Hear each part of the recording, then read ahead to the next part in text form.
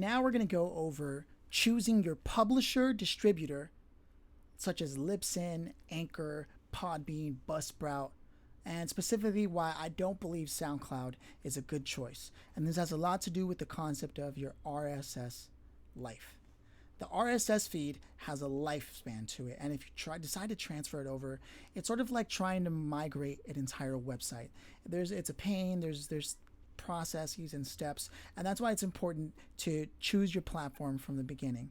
If you choose a free platform like Anchor to host your podcast on, or even SoundCloud, which affords I believe about an hour or 2 hours of free audio uploads, there's a drawback to that, in particular with SoundCloud, because it's not even designed for podcasting. They may have added new functionality to sort of support it, but at the end of the day, it's a music platform, and it doesn't necessarily help, and it's not necessarily the best option. If you really don't have a budget, just go with Anchor. It's recently purchased by Spotify as far as a property goes, and so there's going to be a consistent amount of tools being added, and Anchor also affords sponsorship opportunities, and it lets you record the audio directly onto the platform from the platform.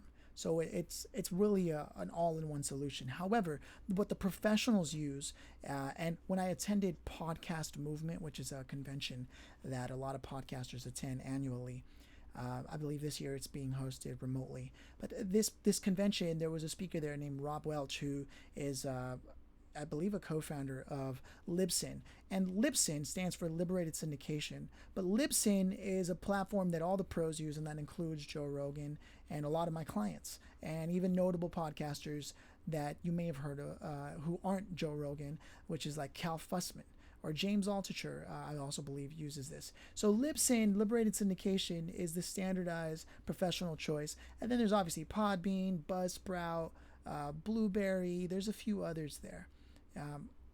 The list goes on.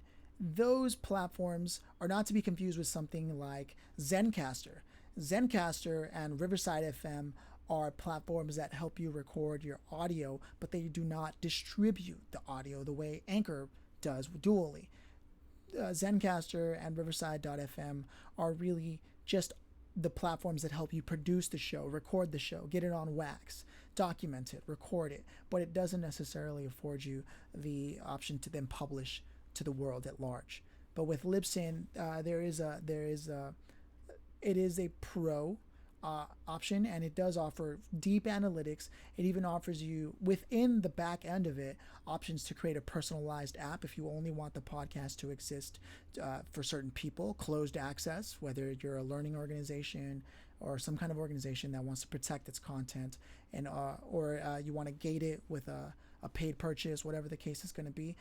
That's sort of where you get that going. And it also automatically publishes to Spotify, as does Anchor. It did it before it was purchased by Spotify, and even after it's been purchased by Spotify, it distributes automatically. The only place that you can't distribute to automatically is Apple Podcasts. And there's a statistic you should know. There's over 5,000 downloads that a day. 5,000 downloads? No. Pardon me. There are over 5,000 podcasts created every day that are uploaded to Apple Podcasts for approval every single day. 5,000. So just keep that in mind, the kind of numbers you're dealing with. And so Apple tries to mitigate that by making it more of a manual process to distribute your podcast and publish through them so that it can be available on Apple Podcasts.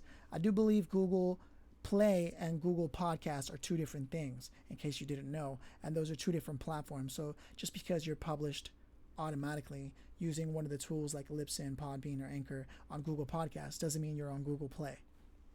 There is a difference. I don't know why that exists, but I do know Google Play existed before, and then Google Podcasts was created. So just be aware of that. And those are your distribution options. And personally, I always tell people, if you really don't have a budget, go with Anchor. But if you can afford it, I would recommend Libsyn. Above and beyond, it seems to be the platform that's the sturdiest, and it lasts a long time. And this brings me to my final point, which is your RSS feed.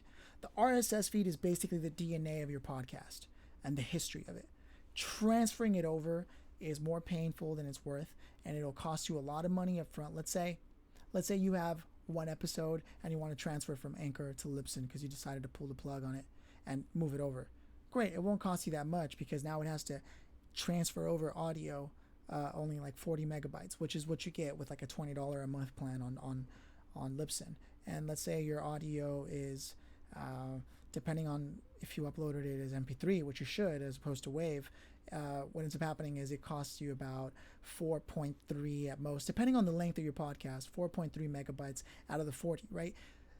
If you have 100 episodes and then you want to transfer it over, you have to make up the difference of that on any of these platforms, whether it be Libsyn, Podbean, Buzzsprout, SoundCloud, all that. So choose wisely, choose ahead of time, and stick to it.